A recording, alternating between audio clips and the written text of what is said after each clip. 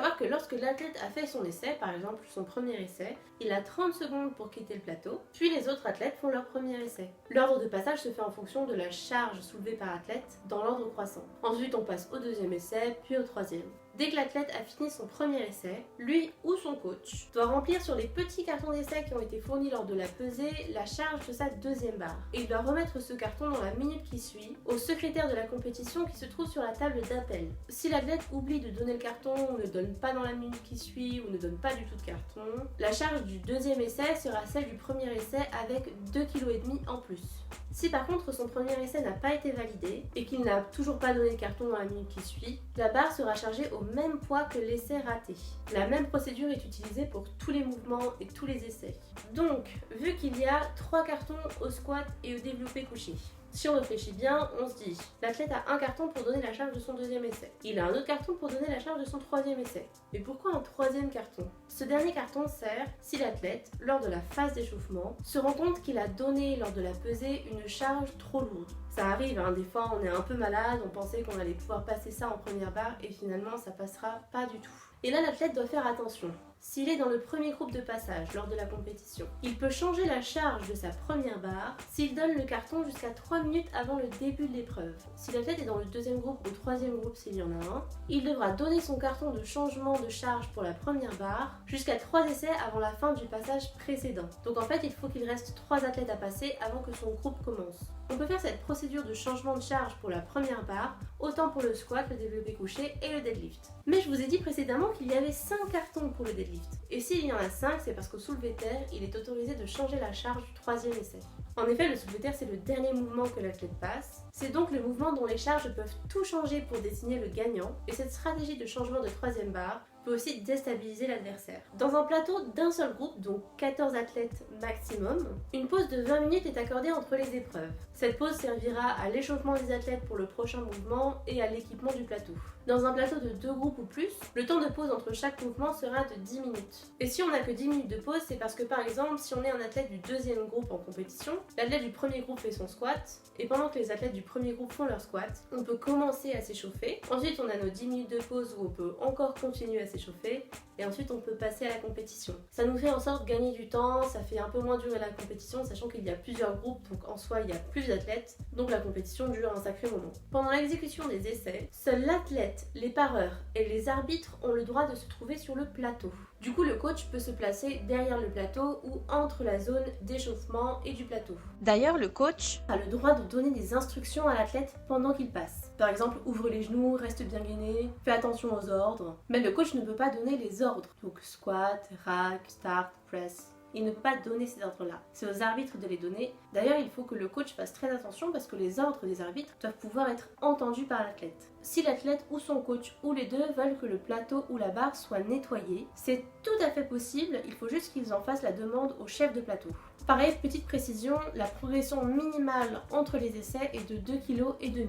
Une fois que tous les mouvements ont été passés par les athlètes du plateau, on peut calculer le total qui désignera le gagnant. Le total représente en fait la somme de chaque meilleur essai, soit l'essai le plus lourd et validé par les arbitres, pour chaque mouvement. Pour illustrer un petit peu comment se calcule le total, prenons l'exemple de 2 athlètes, Sam et Tom, en moins de 83 kg. Sur le tableau, on peut voir que le meilleur essai au squat validé par Sam, c'est 220 kg.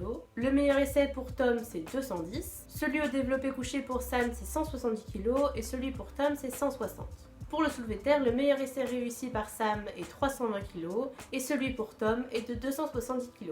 On fait donc la somme des meilleurs essais. Le total de Sam sera donc de 220 plus 170 plus 320, donc 710 kg. Et le total de Tom sera de 210 kg plus 160 plus 270 kg, donc 640 kg. Sam l'emporte donc sur Tom puisque son total est plus grand que celui de Tom. On distingue donc les 3 meilleurs athlètes par le total, mais on en distingue aussi par l'indice. L'indice est utilisé pour essayer de rendre compte du meilleur athlète par catégorie d'âge dans une compétition. Donc toutes les catégories de poids sont confondues. C'est en fait un algorithme qui est créé pour essayer de distinguer les meilleurs athlètes tout en effaçant les frontières des catégories de poids. En fait, on essaye de pouvoir les comparer tous sur une même échelle. Ces indices ont plusieurs fois changé parce qu'ils ne sont jamais à 100% fiables. Quelquefois, ils vont favoriser les athlètes plus légers aux plus lourds ou ceux qui sont entre les deux. Pour ma première année de compétition, on utilisait les Wilks. Cette année, on a utilisé les IPF Points et apparemment l'an prochain, on utilisera les Goodlift Points. En compétition, il y a donc un podium pour le total et un podium pour l'indice. Il existe aussi des records que les athlètes peuvent dépasser chaque année. Les records existent pour les charges et pour le total. Il existe des records par mouvement, par catégorie de poids et par catégorie d'âge. Voici un exemple de tableau de records trouvé sur le site de la Fédération française de force. Si en compétition, un record est battu par deux athlètes qui ont soulevé la même charge, c'est le plus léger qui l'emporte. Si étrangement ils font le même poids, c'est celui qui aura réalisé le premier le mouvement qui l'aura emporté. À la fin de la compétition, il y a toujours une remise de prix. L'athlète doit y être présent, que ce soit par respect pour les organisateurs, les athlètes, les arbitres, pour tout le monde. Lors de la remise de prix, tous les athlètes devront être en tenue de sport. Ils n'ont pas forcément à être en combinaison, ils peuvent s'être changés entre temps, mais il faut qu'ils soient quand même en tenue de sport. Attention, si vous faites un championnat de France et que vous êtes absent lors de la remise des prix, si vous avez obtenu une place sur le podium, votre place sera perdue et léguée à l'adversaire qui sera juste après vous. Ensuite, en compétition, il arrive que les athlètes doivent passer un contrôle antidopage. Il peut même arriver de vous faire contrôler chez vous. Je crois que c'est via votre licence, en fait, ils ont votre adresse et ils peuvent toujours venir vous contrôler s'ils en ont envie. Et si vous n'avez pas envie d'être contrôlé, que ce soit en compétition ou chez vous, ça passe pour un refus. Et qui dit refus dit contrôle positif. Vous serez donc sanctionné. Au niveau des sanctions, il peut être interdit pour vous de faire des compétitions pendant un certain temps. Vous pouvez même ne plus avoir le droit de faire de compétition à vie. Alors comment se passe un contrôle antidopage? Je crois que j'ai dû passer 2 fois les contrôles antidopage pendant ma première année de compétition. Alors en fait, tu fais ta compétition, la personne qui est en charge des contrôles antidopage te cherche en demandant ton nom à tout le monde parce qu'elle ne te connaît pas. Donc tu lui dis oui c'est moi, bonjour. Donc une fois qu'elle t'a trouvé, cette personne te demande de la suivre. Elle va te demander d'aller aux toilettes. Si t'as pas envie, tu devras attendre. Donc moi j'ai été allée directement parce que je pensais que je pouvais le faire. Mais vu que la personne est avec toi aux toilettes, bah, c'est assez intimidant. Donc tu peux te bloquer. Voilà. Et si t'es bloqué, on va te demander d'attendre un peu jusqu'à ce que t'aies vraiment envie d'aller aux toilettes. Sinon on peut te faire un contrôle sanguin, mais il faut qu'il y ait quelqu'un qui soit qualifié pour ça. Et moi la fois où j'étais complètement bloquée, la personne venait de partir. Donc j'étais obligée de pisser. Voilà. Une fois que vous pensez que c'est bon, vous pouvez enfin uriner. On vous passe un petit pot, vous devez faire pipi dedans. Alors ça doit être vachement pratique pour les hommes, très peu pour les femmes. Une fois que vous avez pissé dedans, vous devez suivre la personne qui gère le contrôle jusqu'à un local fermé. Et ensuite vous vous amusez. Elle vous passe 2 flacons en verre. Vous devez ouvrir les flacons, verser votre urine jusqu'à un certain point pour chaque flacon, fermer les flacons, les mettre dans des sachets, signer une certaine feuille, et ensuite on vous dit qu'on vous tiendra au courant si le contrôle est positif. S'il est négatif, on s'en fout. Dans mes souvenirs c'était comme ça, peut-être que ça a changé, peut-être que mes souvenirs sont un peu faussés, mais en gros le contrôle se passe comme ça. Alors il peut arriver que certaines personnes prennent des médicaments qui malheureusement puissent être contrôlés positifs lors d'un contrôle. Si vous pensez que ces médicaments puissent compter dans le contrôle antidopage, il faut les signaler. C'est bon, la plus grosse partie, soit la partie compétition exemple est terminée. On passe maintenant aux parties du règlement qui ne rentraient pas dans cette grande partie-là. Reprenons les catégories d'âge. Si on est né après 2001, on ne peut pas faire de compétition en powerlifting. La catégorie cadet, qui n'existe qu'en force athlétique, est une catégorie assez spéciale. Les cadets ne peuvent pas concourir en niveau open, il n'y a pas non plus de record dans cette catégorie, il est interdit pour un cadet d'inhaler des substances comme l'ammoniac, les athlètes n'ont pas le droit d'utiliser ni les bandes de poignets ni les genouillères, les catégories de poids, que ce soit pour les filles ou les garçons, sont complètement différentes de celles que j'ai nommées précédemment. Pour les filles, il y a moins 43 kg, moins 47 kg, moins 52 kg, moins 57 kg, moins 63 kg et plus 63 kg. Et pour les garçons, il y a moins 53 kg, moins 59 kg, moins 66 kg, moins 74 kg, moins 83 kg et plus 83 kg. Leur catégorie de poids est uniquement définie le jour des championnats de France. Donc ils n'ont pas forcément à faire attention à leur poids pour les autres compétitions. D'ailleurs, en tant que cadet, pour pouvoir se qualifier au championnat de France, il faut avoir au moins fait 2 compétitions qualificatives. Pour les 3 mouvements, et que ce soit pour les filles ou les garçons, les progressions de barres sont limitées. Pour les filles, elles sont autorisées entre 1 et 5 kg, pas plus.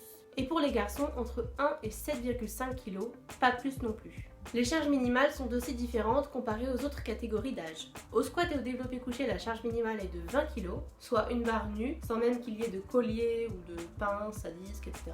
Et au deadlift, la charge minimale est de 35 kg. Donc la barre, plus un poids d'haltérophilie de 5 kg de chaque côté, plus les colliers. Pour chaque essai et pour chaque mouvement, les athlètes sont notés en fonction de la qualité technique de leurs exécutions. La fédération fait sûrement ça pour sensibiliser les jeunes, pour ne pas les pousser à préférer soulever plus lourd au détriment de leur technique, parce qu'une mauvaise technique pourrait blesser l'individu. Donc en faisant ça, la fédération essaye de limiter les blessures chez ces jeunes-là, et elle essaye de les sensibiliser pour plus tard. Donc concernant la note, à chaque essai, l'athlète est au courant de la note attribuée. Les personnes qui sont chargées de la notation doivent avoir un brevet fédéral ou un brevet d'État. Si ces personnes-là ne sont pas disponibles, ce sont les responsables en force athlétique d'élite qui doivent noter. Donc les arbitres qui sont sur le plateau n'ont pas le droit de noter en même temps que d'arbitrer. Je vous donne ici les critères de notation pour chaque mouvement. Pour le squat, l'athlète devra donc faire attention à son placement du dos, à l'ouverture de ses genoux, à la maîtrise de son mouvement et à la fixation de son bassin. Pour le développé couché, l'athlète devra faire attention à l'ouverture de sa cage thoracique, au verrouillage de ses épaules, à la stabilité de son corps, à la maîtrise du mouvement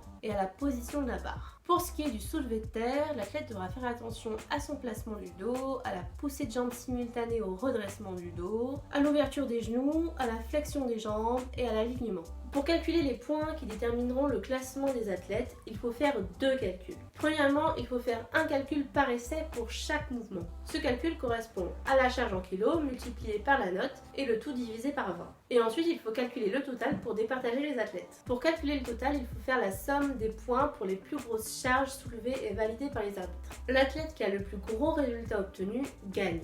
Faisons un exemple. Reprenons les deux personnages Sam et Tom. Tous les deux sont donc en catégorie cadet. Ils sont toujours en moins 83 kg puisque cette catégorie existe chez les cadets. Donc si on fait pour Sam la somme des points obtenus pour l'essai le plus lourd et validé par mouvement, ça nous donne 78,75 plus 42 plus 90, ce qui nous fait un total de 210,75. On peut voir aussi en regardant le troisième essai du squat de Sam, qui d'ailleurs n'a pas été réussi, que même s'il a soulevé plus lourd, les points obtenus pour cet essai ont été inférieurs à celui du deuxième essai. Ça c'est parce que sa note a été inférieure et la note a beaucoup influencé le calcul final. Ensuite pour calculer le total, on fait la même chose pour Tom. Donc si on additionne 84,5 plus 40 plus 93,75, ça nous fait 218,25.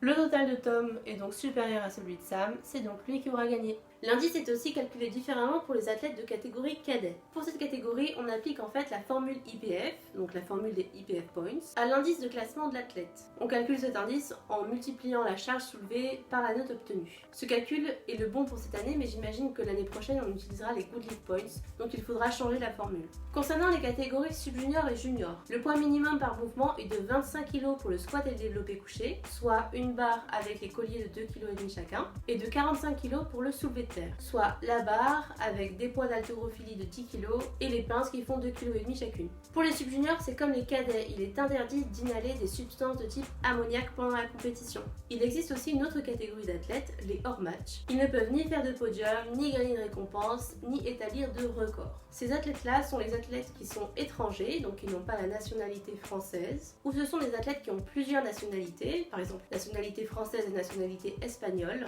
mais qui font des compétitions internationales pour l'autre pays, donc pas pour la France. Ces deux types d'athlètes sont donc catégorisés comme hors match. Concernant le niveau de compétition, il faut savoir que dans une saison, il y a des compétitions de niveaux différents. Il existe aussi des compétitions qu'on peut faire en équipe, il y en a que l'on doit faire seul, il y a aussi des challenge deadlift, etc.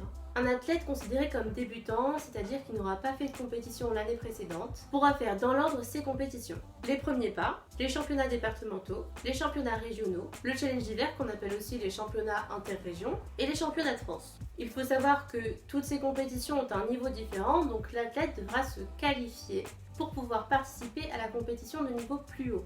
Certaines ligues organisent des seconds pas qui se passent après les championnats de France. Toutes ces compétitions que j'ai citées existent pour la force athlétique et le powerlifting.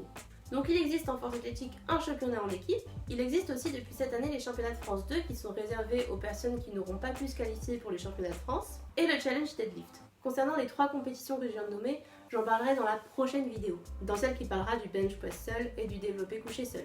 En fonction des régions et des universités, il peut aussi y avoir des premiers pas universitaires qui soient mis en place. Il faut être étudiant pour pouvoir y participer. Si la saison suivante, tu as envie de changer de catégorie de poids, et si par exemple tu avais réussi à obtenir le niveau régional la saison précédente, eh bien tu pourras directement participer aux régions si tu le souhaites, sans être catégorisé comme un athlète hors match, parce que l'année précédente tu auras été qualifié pour des championnats régionaux, puisque tu as le niveau régional. Peu importe si tu changes de catégorie de poids. Mais attention, ça ne fonctionne pas pour les France. Pour les France, il faut forcément faire une compétition qualificative pour une certaine catégorie de poids. Si tu fais moins 74 kg par exemple, que tu fais une compétition qualificative France dans cette catégorie, mais que tu arrives aux France alors que tu fais moins 83 kg, tu ne pourras pas participer à cette compétition.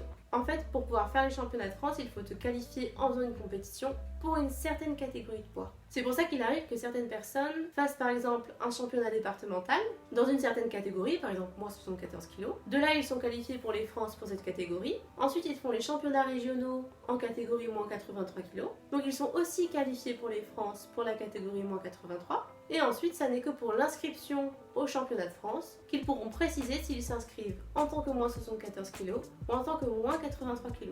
Voilà, j'espère que c'est pas trop compliqué, que c'est assez compréhensible. Si vous avez des questions ou si vous avez besoin de précision, n'hésitez pas à les poser dans l'espace de commentaires. Il n'y a pas de problème, j'essaierai d'y répondre au mieux. Je sais qu'une seule vidéo ne pourra pas proposer toutes les solutions aux questionnements que les athlètes se posent, donc n'hésitez pas. Ensuite, concernant les compétitions, sauf les championnats de France. Les premiers pas sont une excellente compétition quand on débute. Pourquoi ? Eh bien parce que les arbitres sont très sympas avec tous les athlètes, ils leur donnent pas mal de conseils pour réussir au mieux les prochaines compétitions, sachant qu'en plus les arbitres ont l'obligation, lorsque l'essai d'un athlète n'est pas validé, d'expliquer les raisons de ce rejet. Comme ça l'athlète aura les conseils nécessaires pour éviter cette erreur-là en compétition. Mais par contre, si tu as déjà fait des compétitions auparavant et que pour une raison X ou Y t'as pas pu faire de compétition l'année précédente, bah les premiers pas ils servent pas à grand chose. Tu pourras par exemple faire les championnats départementaux en hors match, parce que tu n'auras pas fait les premiers pas qui auront permis de te qualifier pour les championnats départementaux. Et en faisant ces championnats départementaux, même si tu n'auras rien gagné comme récompense, tu pourras quand même te qualifier pour les championnats régionaux si tu as le niveau, pour ensuite te qualifier au championnat de France.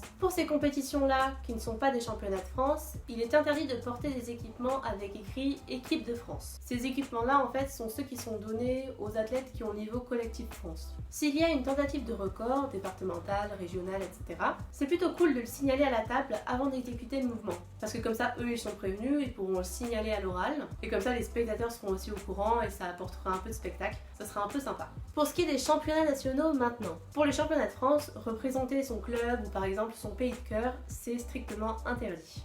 En powerlifting, si on est habituellement un athlète hors match, on peut participer au championnat de France uniquement en faisant une demande et il faut qu'elle soit validée. Sur le règlement, il ne parle pas de la même chose pour la force athlétique, donc j'imagine qu'il l'autorise en powerlifting parce qu'il y a moins d'athlètes qui concourent au championnat de France, alors qu'en force athlétique il y en a pas mal, d'où la création du championnat de France 2. Donc apparemment ça paraît pas trop possible pour les championnats de France en force athlétique. Cette année, si lors d'une compétition qualificative pour les France, on avait fait un total égal ou supérieur au minima France, on était sûr de pouvoir les faire. Évidemment à condition de s'inscrire pour la compétition. Alors qu'avant, il y avait un nombre limité, en fait on se qualifiait pour les France et puis ensuite il y avait une liste d'attente. Je crois que c'était les 8 premiers qualifiés, donc les 8 plus forts qui étaient sélectionnés pour pouvoir faire les France, évidemment par catégorie de poids, d'âge, de sexe. Et tous ceux qui étaient après n'étaient pas sélectionnés, donc devaient tenter de repasser l'année suivante pour pouvoir participer aux France. Alors c'est vrai que ce système n'était pas trop sympa parce que du coup il y avait des personnes en attente qui devaient attendre que les 8 premiers de la liste s'inscrivent pour la compétition. Et s'il y avait des personnes qui ne s'inscrivaient pas, les personnes dans la liste d'attente pouvaient accéder à la compétition. Mais ça en fait ça faisait attendre l'athlète qui était en liste d'attente, ça lui faisait suivre un programme au cas où il pouvait faire les championnats de France. Et au finish si on le prévenait qu'il ne pouvait pas faire les championnats de France, bah ça devait être assez décevant. Donc cette année, ils ont augmenté les minima pour chaque catégorie et les personnes qui réussissent à atteindre ces minima peuvent participer au championnat de France. En powerlifting, pour ce même championnat, les athlètes sont classés différemment. Les femmes sont uniquement classées à l'indice par catégorie d'âge et les hommes sont classés à l'indice pour 2 catégories de poids, moins 83 kg et plus 83 kg. Que ce soit en force athlétique ou en powerlifting, on ne peut battre un record de France qu'au championnat de France ou aux championnats internationaux. Pour pouvoir valider le record, il faut évidemment ne pas avoir bullé pour un mouvement, ni avoir un total inférieur au minima France. Alors là, il me faut un support parce que je vais pas réussir à l'expliquer autrement. Imaginons, tu es en sub-junior. et tu fais un record de France Open et Sub-Junior pour un championnat de France en Sub-Junior. Le record de France en niveau Open compte aussi, parce que ton record aura compté pour un record de France Open et pour un record Sub-Junior. Pareil, si tu es en Sub-Junior et tu fais un championnat de France en t'étant inscrite en catégorie Open, ton record comptera aussi pour la catégorie Sub-Junior si le record est dépassé. Mais attention, on ne peut pas battre un certain record à 0,1 kg près par exemple. Pour battre un record de France de catégorie d'âge junior ou master dans un championnat Open, il faut le battre de 2,5 kg. Par contre, si on fait un championnat de France dans une certaine catégorie d'âge et qu'on bat le record de cette catégorie, le record peut être battu à partir de 1,5 kg. Par exemple, si un athlète fait un championnat de France Open et qu'il a envie de battre le record de France Open, il peut le battre de 1,5 kg.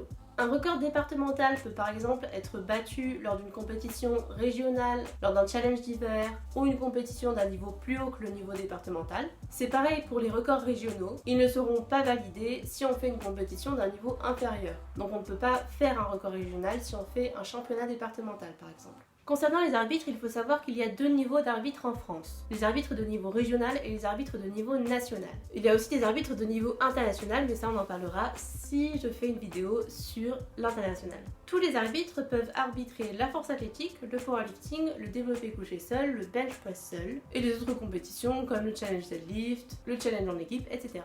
Et voilà, j'ai fini de vous expliquer les parties du règlement que je voulais vous citer aujourd'hui. Je suis désolée si ça a été assez brouillon, pas très organisé ou un fil conducteur n'était pas forcément présent, parce qu'il y a des parties du règlement qui sont très dures à classer. Surtout celle qui était dans la deuxième partie, c'était un peu la partie fourre-tout, c'était toutes des choses que je n'arrivais pas à mettre dans ma compétition exemple. J'espère que ça vous aura pas trop fait chauffer le cerveau. Et sur ce, je vous laisse pour vous préparer à faire la guerre pour les prochaines compétitions.